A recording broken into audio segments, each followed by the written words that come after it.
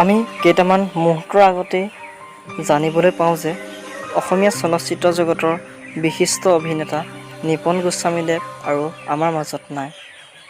আমি জানিবলৈ পোৱা মতে তেখেত হৃদৰোগত আক্ৰান্ত হৈ আমাৰ সকলোবোৰ এৰি থৈ অসমবাসীক কন্দুৱাই থৈ তেখেত আমাৰ মাজৰ পৰা আজি বিদায় মাগে।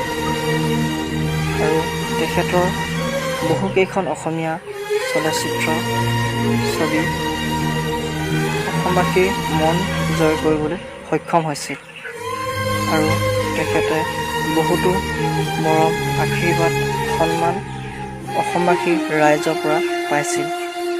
আজি সেই মৰম আশীৰ্বাদ সন্মান নেওচি তেখেতে আমাৰ মাজৰ পৰা নেদেখা জনলৈ বুলি বিদায় মাগে আৰু নেদেখা জনলৈ বুলিও আমিও সকলোৱে প্ৰাৰ্থনা কৰিছোঁ যে তেখেত য'তে আছে ভালে থাকক।